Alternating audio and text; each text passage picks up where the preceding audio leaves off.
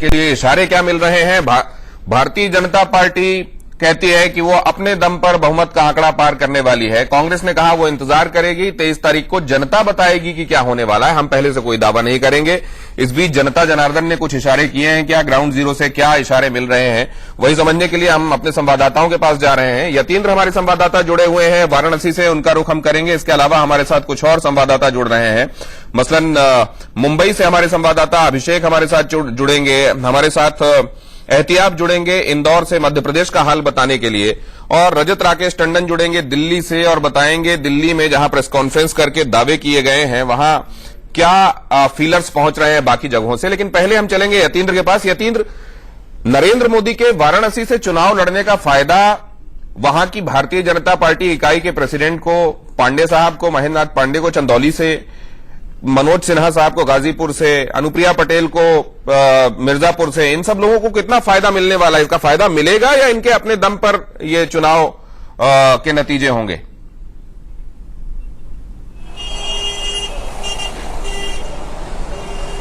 देखिए 2014 में भी इसी तरह की बातें उठी थी और जब रिजल्ट आया था तो साफ तौर पर हर तरफ मोदी का ही जादू देखने को मिला था और शायद यही कारण था कि मोदी के प्रभाव की वजह से जब बनारस से वो चुनाव लड़े तो केवल पूर्वांचल ही नहीं बिहार की कई सारी सीटों पर भी उसका प्रभाव देखने को मिला। विधानसभा चुनावों में मोदी ने 3 दिन लगातार रोड शो किए, जनसभाएं की, बनारस में रहकर उसका प्रभाव आसपास की सीटों पर पड़ा। विधानसभा में भी योगी की जो सरकार बनी वो पूर्ण बहुमत के साथ बनी और इसी वजह से जब प्रधानमंत्री नामांकन करने यहाँ पर आए थे तो एक विशाल जो रोड शो कह सकते हैं वो देखने को मिला। उससे ही अंदाजा हो गया कि केवल बनारस ही नहीं तमाम जो दूसरी आसपास की सीटें उस पर भी उसका प्रभाव देखने को मिलेगा और शायद यही कारण है कि कहीं पर भी बीजेपी के कैंडिडेट्स की चर्चा नहीं हो रही। आप कह रहे हैं कि बीजेपी प्रदेश अध्यक्ष या अनुप्रिया पटेल या मनोज सिन्हा, इन सभी की बात करें तो सभी की सीटों पर केवल और केवल मोदी समर्थक या मोदी विरोधी दिखाई दे रहे हैं। हालांकि गाजीपुर की सीट अफजल अंसारी के आने की वजह से फंसी हुई दिखाई दे रही है क्योंकि काफी बड़ा वोट बैंक जातिगत और धर्म के आधार पर वहां पर बढ़ता हुआ नजर आ रहा है। मुख्तार अंसारी के भाई हैं और इसका फर्क पड़ेगा। आपका बहुत धन्यवाद यतीन्द्र, ये जानकारी हम तक पहुंचाने के लिए। नरेंद्र मोदी का प्रभाव सिर्फ उनकी सीट नहीं, आसपास की सीटों पर और कह लीजिए पूरे देश पर असल में मोदी का ही तो प्रभाव नजर आ रहा है। बहुत सारे लोग तो इसे मोदी वर्सेस मोदी भी कह रहे हैं। रजत राकेश टंडन लेकिन हमारे साथ जुड़े हुए हैं दिल्ली से। दिल्ली के पास क्या फीलर्स पहुंच रहे हैं 7वें चरण के मतदान जहां जहां होने हैं रजत, और ये जो दावे किए गए आज जो साइमल्टेनियस प्रेस कॉन्फ्रेंस दिखाई दी, ये असल में क्या दिखाती है? एक तरफ जहां कांग्रेस की तरफ से ये कहा गया कि विल नॉट प्री जज कि जनता क्या कहना चाहती है, उस बारे में हम अभी से कुछ नहीं कहेंगे। भारतीय जनता पार्टी ने जो दावा किया है क्या वो कॉन्फिडेंस है या 7वें चरण में मतदाताओं को देने के लिए एक मैसेज था उस प्रेस कॉन्फ्रेंस में?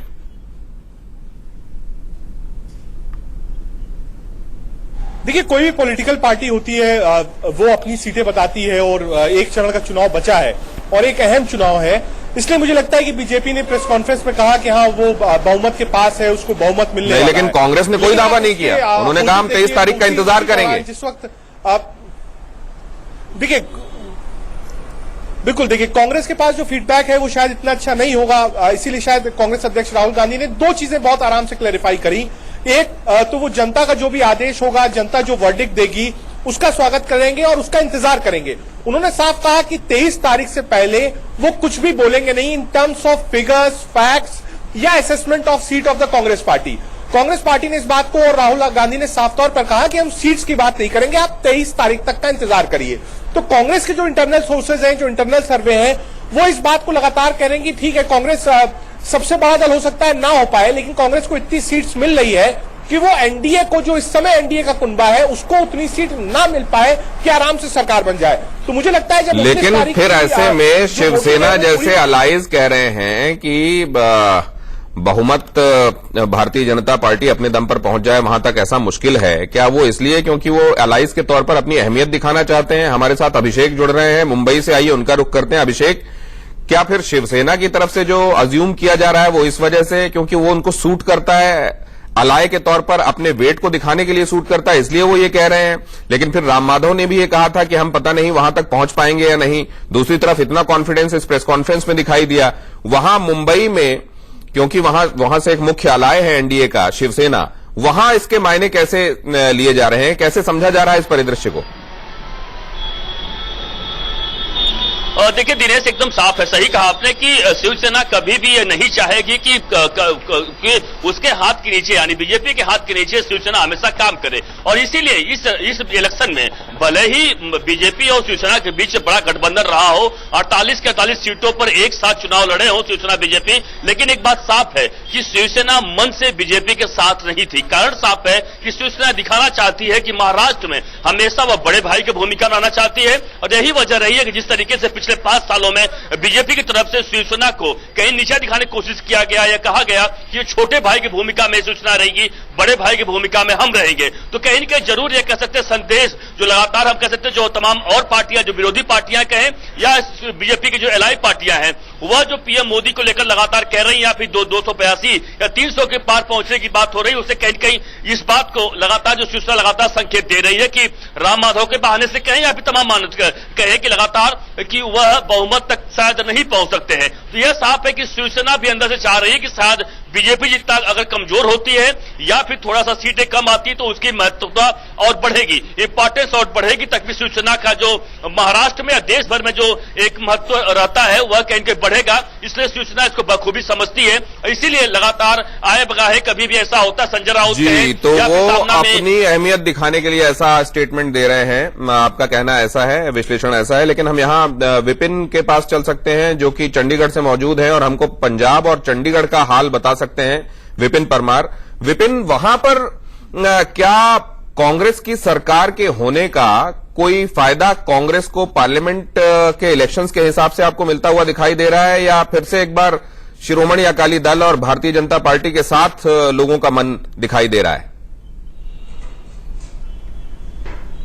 देखो दिनेश जी, जिस तरह से ये पूरा प्रचार चला देश में, एक तरफ और पंजाब की अगर बात करें, जिस तरह से आपने कहा कांग्रेस की सरकार है, तो एक तरफ नरेंद्र मोदी है और दूसरी तरफ पंजाब के कैप्टन अमरिंदर सिंह, मुख्यमंत्री पंजाब। मोर्चा उनके द्वारा संभाला गया और सीधे तौर पर निर्देश अपने विधायकों को ये दिए गए कि मुझे ये लोकसभा चुनाव जो है किसी भी हालत में 13 की 13 लोकसभा सीटों पर जीतना है। और साथ ही साथ ये तक कह दिया गया कि अगर कांग्रेस जो है मेजोरिटी हासिल नहीं करती, जितनी सीट्स कही है तमाम सीटों पर जीत हासिल नहीं करती, तो ज्यादा से ज्यादा सीटों पर जीत हासिल नहीं करती तो मैं इस्तीफा तक दे दूंगा। ऐसे में प्रधानमंत्री नरेंद्र मोदी के द्वारा भी प्रचार किया गया, कांग्रेस के अध्यक्ष राहुल गांधी के द्वारा भी प्रचार किया गया। एक तरफ प्रधानमंत्री नरेंद्र मोदी थे जो कि राष्ट्रवाद के मुद्दे पर पंजाब में आकर जो है वो बातें कहते नजर आए, प्रचार करते नजर आए। वही कांग्रेस अध्यक्ष राहुल गांधी जीएसटी, नोटबंदी और साथ ही साथ जो बेअदबियों का मामला लगातार कांग्रेस के द्वारा उठाया गया पिछले कुछ समय में पंजाब में, उसको लेकर जो है प्रचार को आगे बढ़ाया गया।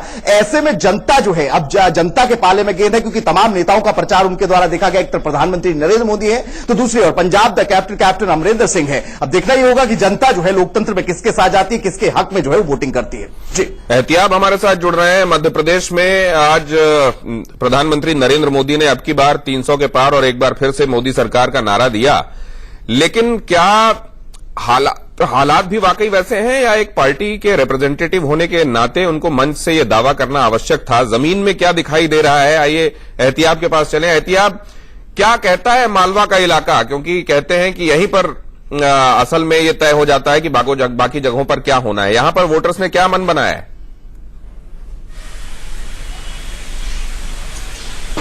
देखिए, अगर पूरे मध्य प्रदेश की बात करते हैं तो निश्चित रूप से ये कहा जा सकता है कि पिछले विधानसभा चुनाव में अपनी खोई हुई जमीन पाई थी कांग्रेस ने। यहाँ सीधा मुकाबला भारतीय जनता पार्टी और कांग्रेस के बीच में ही है, कोई त्रिकोणीय मुकाबला नहीं है। यानी हेड ऑन कोलिशन अगर हम बात करते हैं, हेड ऑन फाइट की बात करते हैं तो कांग्रेस और बीजेपी ही है।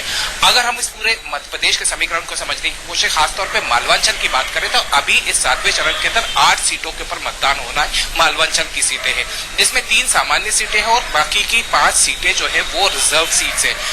ये कहा जा सकता है कि मध्य प्रदेश के अंदर कांग्रेस ने अपनी दस्तक दे दी है। कांग्रेस ने इस बात की तैयारी पूरी तरीके से कर ली थी कि किसी भी तरीके से इस बार वापसी करनी है। विधानसभा चुनाव के अंदर चाहे किसान आंदोलन हो, चाहे नोटबंदी का मुद्दा हो, चाहे बेरोजगारी का मुद्दा हो, कहीं ना कहीं सर चढ़कर बोल रहा था। कांग्रेस ने अपनी खोई जमीन जरूर प्राप्त करी, लेकिन ये इलेक्शन थोड़ा अलग इलेक्शन है।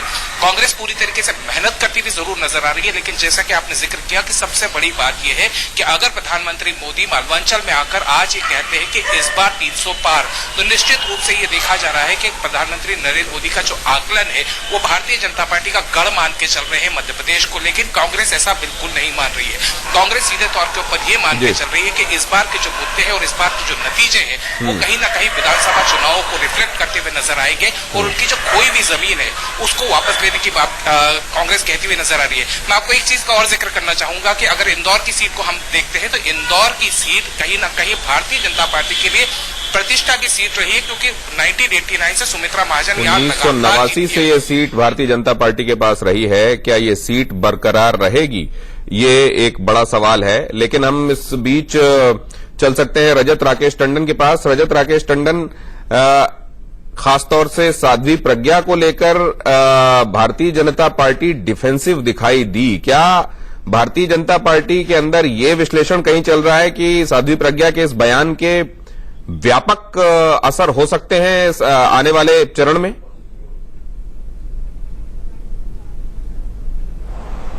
देखिए, जो मुझे लगता है दिग्विजय सिंह वहां से चुनाव लड़ रहे हैं। दिग्विजय सिंह ने हिंदू टेरर की या भगवा आतंकवाद की बात कही थी, तो उसके आप कह सकते हैं उसके कंटेस्ट में उसको काउंटर करने के लिए साध्वी प्रज्ञा को उतारा गया और कहा कि एक मैसेज जाएगा मध्य प्रदेश में और नॉर्थ इंडिया में कि हाँ भाई, आपने हिंदू आतंकवाद कहा था, हमने उसी प्रज्ञा को आपके सामने उतार दिया और चुनाव लड़ रही है। लेकिन शायद जिस कंट्रोल्ड फॉर्मेट में साध्वी प्रज्ञा का भोपाल में चुनाव होना चाहिए था, जो भाषा होनी चाहिए थी, वो मर्यादा शायद उन्होंने क्रॉस करी और उसका नुकसान सीधे सीधे बीजेपी को दिखाई पड़ा था दूसरे राज्यों में भी।